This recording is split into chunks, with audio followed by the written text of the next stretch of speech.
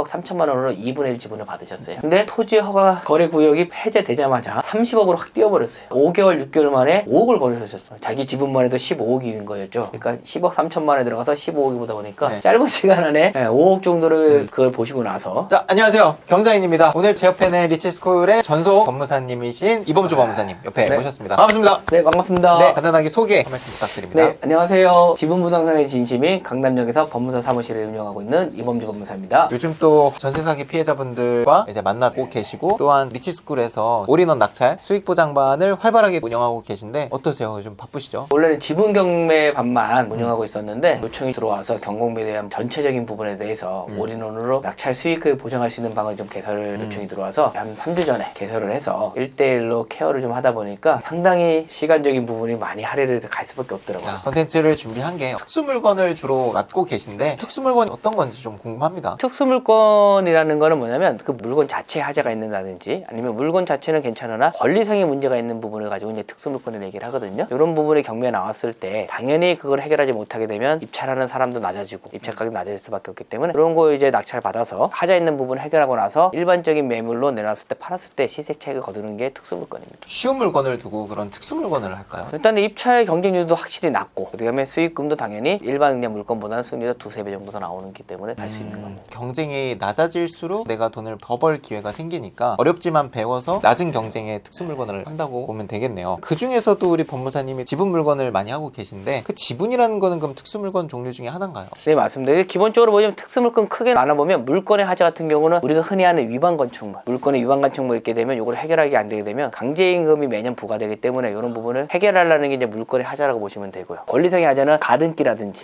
선수기 가처분 있는 이런 부분은 이제 권리상의 하자고, 저희가 가장 흔히 하는 유치권, 또 법정지상권 여러 가지가 있어서 한 10몇 년 전부터 유치권, 법정지상권, 특수물건 다 해봤거든요. 무서워요, 듣기만 해도. 이게 협의를 하다가 결론 안 내면 소송인데, 소송하다 보면 나는 이렇게 생각하는 재판관님이 생각이 달라져 버리면 내가 원하는 대로 결과가 안 나올 수도 있고, 이긴다 하더라도 1심 가고 2심 가고 3심까지 가게 되면 5년에서 10년은 걸리기 때문에 고민하다가 제가 찾아낸 게 지분 물건이라는 걸 발견하고 나서 아, 유력하다. 왜요? 지분은 그런 걸 안 해도 되나요? 소송은 소송이긴 한데 답이 정해지는 소송이. 어제도 제가 이제 수강생이 하나 낙찰 같이 받아가지고 인천지방법원에 소송 통해서 이제 법원에 갔거든요. 근데 그분이 하면서 크게 별게 없는, 다툼도 없고 그냥 다투는 것보다는 이거는 재판관이 서로 협의하는 게 어때 이런 뉘앙스로 좀 나가거든요. 협의하는 내용은 결론은 내 지분을 사줄 수 있는 게 일환이 될 수밖에 없거든요. 내가 원하는 대로 끌어갈 수가 있어요. 내가 컨트롤할 수 있기 때문에 특수물건 중에서 제가 가장 괜찮고 수익도 안정되기 때문에 이거는 충분히 할 만하다 해서 이제 수년 전부터 제가 이 투자만 하고 있는 거죠. 빨간 글씨라서 부담스러워 하는데 막상 해보면 그렇게 트러블 나는 거는 없다. 답도 정해져 있다. 정해져 있는 거고, 안 되면 뭐 같이 파는 거고, 안 되면 경매 들어가서 다시 배당금으로 받으면 되는 거기 때문에 그 절차만 알고 기간만 어느 정도 걸리는지 알게 되면 굳이 뭐 크게 걱정할 것도 없고 고민거리도 없는 게 사실이에요. 아니, 그럼 그런 것도 궁금하네요. 깨끗한 경매 물건보다 얼마나 더 싸게 되는지 그런 것도 좀 궁금한 것 같아요. 일반 물건보다 지역이라든지 부동산 종류에서 편차는 있겠지만 보통 8%에서 한 15% 정도는 일반 경매 물건보다는 저렴하게 낙찰 받는 편이에요. 다른 특수 물건보다 훨씬 더 이제 수익화가 빠르다고 하신 것 같은데, 그 이유가 그냥 단순하게 일차원적인 것만 생각하시는 것 같아요. 사서 공유한테 매도하고 나와라. 이런 게 있는데, 저 같은 경우는 수년간 거쳐서 하다 보니까 이게 한 가지만 있는 게 아니라 수십 가지, 수만 가지가 나올 수 있게, 첫 번째가 그냥 간단하게 내용 증명서 보내서 상대방이 내용 증명서 보고 필요하다면 바로 매수하는 거, 저렴한 거 같은 경우는 바로 가능하거든요. 서로 협의가 잘 되면 그냥 같이 팔아도 상대방의 상황에 따라서 상대방의 지분을 저희가 더 저렴하게 살 수 있어요. 지난 저희 기수 중에서도 울산에 있는 아파트를 2분의 1 지분을 받았는데 그 부부들끼리 좀 문제가 생기는 바람에 나머지 지분 70%대인가 1억짜리를 7천만 원대 경매를 받은 걸로 알고 있거든요. 근데 상대방 2분의 1 지분을 경매 가격보다 10% 더 싼 60%에 매수를 해갖고 오셨어요. 상대방은 변호사도 쓰고 다 썼는데 아무런 의미 없어요, 변호사가. 그래서 제가 얘기했던 대로 얘기했더니 그분이 알겠습니다. 그래서 제가 받았던 경매가보다 더 10% 싸게 이렇게 해서 매도를 해서, 그것도 사는 것도 하나로 됐기 때문에 또 대출이 가능. 6천만 원대 대출받아서 그걸 그대로 매수를 했었기 때문에 돈 들어가는 것도 없고 하나로 뭉쳐서 다시 일반 매도로 이제 내놓으려고 내놓은 상태. 어르신 같은 경우는 나이가 좀 있으시고 안정적으로 월세를 받고 가시는 분들이 있으세요. 근데 굳이 소송도 싫고 다 싫으면 아파트 같은 지분 받을 받아가지고 거주하고 사람한테 월세를 청구하시면 돼요.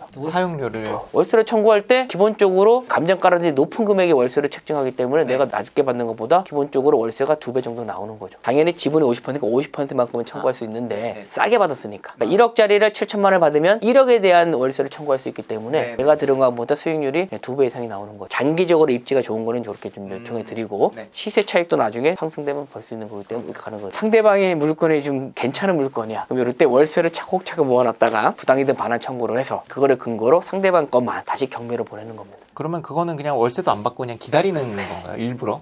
원기옥 같이 이렇게 모아놓는 거군요. 나중에 터트리려고. 차근차근 달라 그러면 꼬박꼬박 낼 수도 있잖아요. 그죠. 그러면 우린 곤란해지는 거고. 많이 모아서 이거를 가지고 소송을 통해서 판결문을 받아서 상대방의 것만 경매로 다시 보내는 겁니다. 상대방 거를 공제 우선 매수 청구권에서 다 가져와서 한으로 만드는 거죠. 이것저것 저도 안 되면 결론은 전체를 경매로 넘겨서 제3자에 받게 해서 배당을 받는 거. 거의 흔하지 않습니다. 왜냐면 상대방도 경매 가면 손해볼 걸 알기 때문에 서로 타협이 안 되면 같이 파입시다라고 이렇게 나와요. 같이 팔게 되면 저희가 유리한, 그러면 저희는 또 제시할 수 있는 게 추가적인 부분, 소송했을 때 들어가는 비용도 본인이 내달라. 그리고 여기 중개사 부분 비용도 본인이 내라. 이렇게 저희가 유리한 쪽으로 또 협상이 할 수 있는 조치가 나죠. 본인이 뭐 협상을 안 해줘서 지금까지 왔고 맞아요. 그 비용을 당연히 너가 내야 된다. 그게 안 되면 어쩔 수 없이 경매 갈 수밖에 없는 상황이니까 충분히 설득시킬 수 있는 거다. 기본적으로 7가지가 있지만 7가지를 서로 또 곱하면 수천 가지가 나올 수 있다. 이렇게 되면은 진짜 안 되는 게 없겠네요. 맞습니다. 그렇기 그럼, 때문에 손해보는 일이 거의 많이 없는 편인 거죠. 절대 그러면 손해볼 수가 없겠네요. 경매하시는 분들이 가장 이제 어려워하는 중에 하나가 아파트로 하면 수익이 안 났고 다세대로 하자니 안 팔릴 것 같고 이런 생각을 좀 많이 갖고 있거든요. 근데 지분 하다 보면 기본적으로 공유자라는 사람이 있기 때문에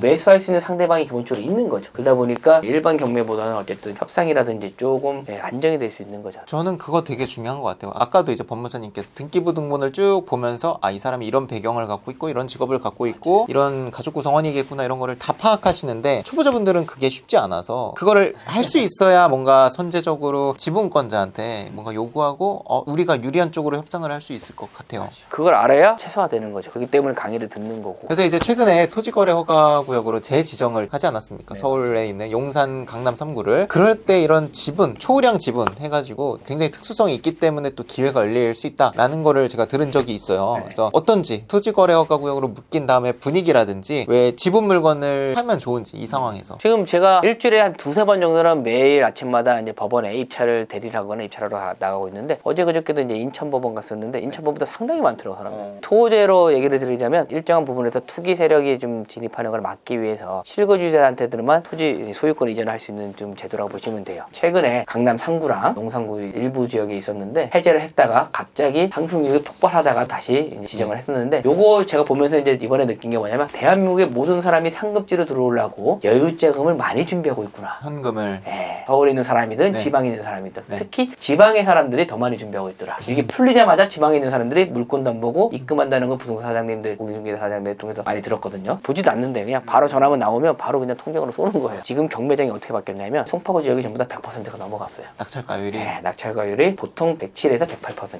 토지거래 허가로 묶었다는 것 자체가 서울시에서도 인정을 한 거잖아요. 앞으로 여기는 오를 거다라는 거를 이제 시인한 거기 때문에 그럴 수밖에 없을 것 같아요. 그리고 단기간에 다시 풀 가능성은 많이 배제돼 있다. 실수를 했기 때문에 조심스럽게 풀어야 되는데 풀었다가 이거를 단기간에 다시 묶는 바람에 단기간에는 다시 해제하기는 쉽진 않은 상황이다. 그러다 보니까 지방 사람들이 더 이상 안 되겠다. 그래서 어차피 경매는 토지거래 구역에 있는 부분에서 예외잖아요. 토지거래 허가 구역으로 집계 있는 사람들은 소유권을 이전하기 위해서는 기본적으로 실거주가 있어야 돼요. 실거주를 하지 않는 사람한테는 이런 토지거래 허가 부분에 대해서 허가를 안 해주는데 예외적으로 경매 물건은 토지거래 허가가 필요가 없기 때문에 경매를 했을 때는 실거주가 아니더라도 갭 투자라든지 투자로 충분할 수 있는 거죠. 이런 상황이 지금 맞물리다 보니까 더 기다려봐야 토지거래 허가 구역 지정한 게 해제되기가 어렵겠구나 판단해서 경매장으로 좀 많이 몰리고 있어요. 다만 이제 대출 받으실 분들은 투기과열지구의 대출은 실거주 의무가 들어가기 때문에 그거는 이제 유의를 하셔야 됩니다. 대출 없이 사실 분들은 입주를 안 해도 되긴 합니다. 그런 점에서는 이제 유리한 거고요. 예를 하나 들어보면 중학생 중에 한 분이 잠실 L스를 받으셨거든요. 작년 8월인가 9월에 10억 3천만 원으로 2분 2분의 1 지분을 받으셨어요. 근데 토지 허가 거래 구역이 해제되자마자 30억으로 확 뛰어버렸어요. 5개월, 6개월 만에 5억을 벌으셨어요. 자기 지분만 해도 15억인 거였죠. 그러니까 10억 3천만에 들어가서 15억이 보다 보니까 네. 짧은 시간 안에 5억 정도를 그걸 보시고 나서 저희 오프라인 수업에 갑자기 참여를 하시더라고요. 네. 오셔가지고 물어보시는 거죠. 한번 보면 좋을 것 같은데. 2024년 8월 정도에 이제 매입을 했을 때 그 당시에 이제 시세가 25억. 지분만 보시면 12억 5천 정도를 보신 거죠. 시세를 보시고 이게 2분의 1인 12억 5천에서 제가 말했던 마진율을 생각해서 10억 3천의 낙찰을 받으셨어요. 10억 3천이요. 2분의 1인데. 네. 그 당시만 해도 2억 정도의 이제 수익은 예. 들고 들어간 건데 네. 그게 2월 13일인가요? 토지거래 허가구역이 해제가 되면서 30억까지 30억 여러 건이 찍혔네요. 3월에 그렇게 찍혔고. 지분이 이제 한두 달 만에 총 5억이라는 이제 수익이 생긴 거죠. 지금 그리고 매물이 없어요. 많이 안 나와요. 다 걷어들이는 입장이에요. 이 타입이 2,900개인데 매물이 하나도 없습니다. 보시면 알겠지만 5,700세대 중에서 초중고등학교 다 있고 한강구에 있다 보니까 사람들이 좀 실거주하거나 매수하고 싶은 사람들이 많으세요. 지금 이제 17년 차 정도 됐거든요. 네. 28년 정도니까 사용수익이 30년이 지나면 재건축 연한이라는 게 다가오면 제 개인적인 생각으로는 50억 이상은 갈 거라고 충분히 저는 예상하고 있거든요. 입지가 좋은 거기 때문에 계속 갖고 보유하고 있어도 시간이 지나면 지나갈수록 계속 상승할 수 있는 부분이면서 저는 이제 피드백을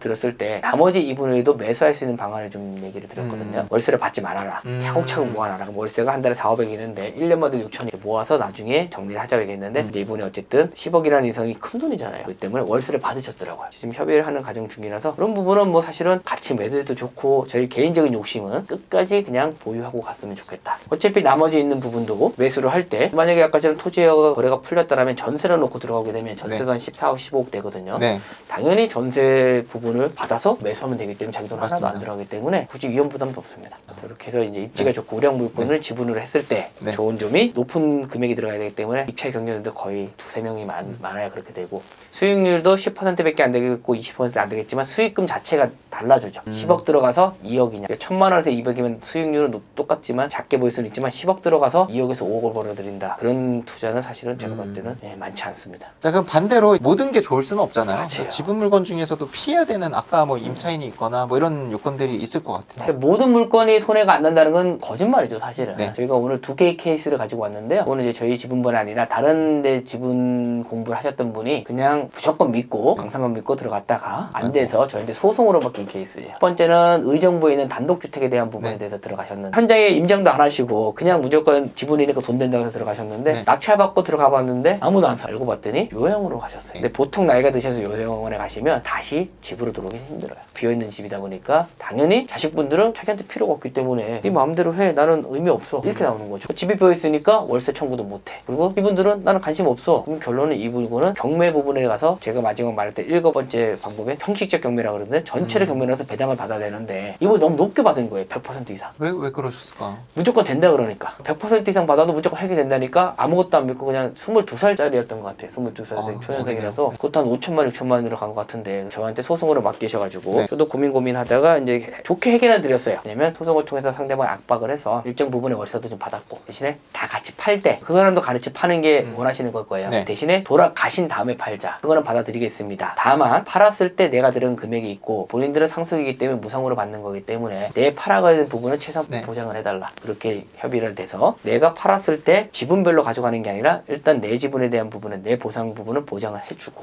나머지 부분으로 본인들끼리 지분을 나눠 갖기로 해서 협상을 통해서 종결은 시켜드렸어요. 이렇게 근데 아무것도 모르고 밑도 끝도 없이 낙찰가를 높게 쓴다든가 지금까지 단독주택 같은 경우 현장 입장 안 가보고 왔을 때는 상당히 손실될 가능성이 높다. 그분은 지분이라서 피해봤다기보다 그냥 기본을 아예 안 했는데 그쵸. 권리분석 깨끗한 거여도 그렇게 하면 위험할 것 같아요. 지금 경량이님이 말씀해드린 것처럼 지분이라고 해서 그냥 아무것도 밑도 끝도 없이 들어가는 게 아니에요. 기본적인 건 하고 난 다음에 지분을 얻는 거지. 네. 지분이니까 무조건 돼. 이렇게 실수하는 사람들도 꽤 많아요. 여기서. 두 번째 사로는 토지인데요. 예전에 묘지경매가 한때 유행한 적이 있었어요. 근데 묘지경매도 말 그대로 대부분 지분이에요. 진짜 이게 묘지라고 무조건 사주겠다고 생각해서 들어가셨는데 협상을 들었는데 상대방이 협상도 안 돼. 그다가 저한테 소송을 또 맡긴 거죠. 소송에 들어갔는데 알고 봤더니 기본적인 것도 조사를 안 했어요. 묘지긴 묘지인데 가족 묘지도 아닌 공동 묘지예요. 한 50개가 있어서 당연히 선산이고 가족 묘지인 줄 알았더만 제가 가서 확인해보고 비석을 확인해봤는데 성도 다 다르고 전부 다 달라요. 물어보니 공동 묘지였던 거예요. 공동 묘지 사업하시는 분들이 팔아서 한 사람 앞에다 한 달씩 필지로 나눠서 팔아버린 거죠. 실질적으로는 공동 묘지인 거예요. 그러다 보니까 이거 살 사람도 특정할 수도 없고 토지는 현물분할의 원칙이에요. 내 지분만큼 나눠 갖는 거죠. 토지를 쪼개서. 재판관님이 토지나 분할하세요 이렇게 끝나버렸어요. 1심에서. 네. 우리 의뢰인은 이게 아닌데 나는 상대방을 압박을 해서 팔 생각이었는데 상대방이 현물 분할하니까 1심에서 아까 말씀하신 것처럼 그냥 토지 분할하고 끝내세요. 끝나버린 거죠. 그러니까 이분은 돌째 1억 이상을 거금을 들여서 그래서 저희한테 오셔서 항소해서 현물 분할이 안 되게끔 만들어서 지금 계속 협상하고 있는 중이에요. 안 되면 결론은 그 공동무지인 사람들은 경매로 갈 수밖에 없는 상황이라서 계속 협상하고 있는 중입니다. 이런 거는 좀 피해야 되지 않을까 생각합니다. 좋습니다. 자, 그러면은 어떤 분들이 지분 경매를 배우면 좋겠는지 법무사님 또 교육을 그동안 하셨으니까 어떤 분들이 좀 잘하고 어떤 조건이면은 좀 좋은지 말씀 한번 부탁드립니다. 다른 뭐 경매를 했는데 입찰 경쟁률이 너무 높아갖고 낙찰도 잘 안 되고 고민하시는 분들, 기본적으로 낙찰 입찰 경쟁률이 상당히 낮기 때문에 그런 분들 했으면 좋겠고요. 두 번째는 안정적인 수익을 원하시는 분들, 들쑥날쑥한 큰 수익 말고 기본적으로 1년에 한 20% 정도의 수익을 좀 원하시는 분들은 안정적으로 큰 리스크 없이 받을 수 있다. 그리고 세 번째로는 대출에 대해서 민감하신 분들, 대출 규제가 너무 심하잖아요. 그래서 어떤 분들은 대출이 나오니 안 나오니 또 받았다가 대출이 안 나오니까 그리고 보증금도 날려는 보는 경우도 있다 보니까 이렇게 대출의 리스크를 안고 가고 싶으시 않으신 분들은 자기 돈에 있는 상황에서만 하면 되기 때문에 이런 분들은 지분 경매를 배우게 되면 상당히 좀 안정적이지 않을까 생각합니다. 좋습니다. 그럼 강의 소개 한번 부탁드리겠습니다. 기본 정규 강의 4주와 현장 임장 1주, 그리고 추가적으로 현장에 3회 정도 추가되어 있고요. 법원 입찰이라든지 그리고 셀프 등기. 셀프 등기가 아니더라도 일반적으로 경매를 받게 되면 등기를 하게 되거든요. 셀프 등기에서 알려드리고 명도 나가는 일이 있다면 명도를 현장에서 볼 수 있어서 명도가 이렇게 되는 거를 진행에 대해서 이제 그런 거 혜택도 드리고 있습니다. 가장 좀 중요한 혜택이라면 정규 강의에서 끝나는 게 아니라 끝나고 나서 매달 한 번씩 정기적으로 오프라인을 만들어서 계속 케어할 수 있다는 게 저희 강의의 장점이지 않을까 생각합니다. 좋습니다. 오늘 또 긴 시간 동안 법적인 또 견해와 많은 이제 팁들을 주셨습니다. 그래서 오늘 또 영상 같이 해주셔서 감사드리고 그럼 이제 정규 강의 그리고 저희 다음 촬영 때 또 찾아뵙겠습니다. 고생 많으셨습니다. 네, 고생하셨습니다.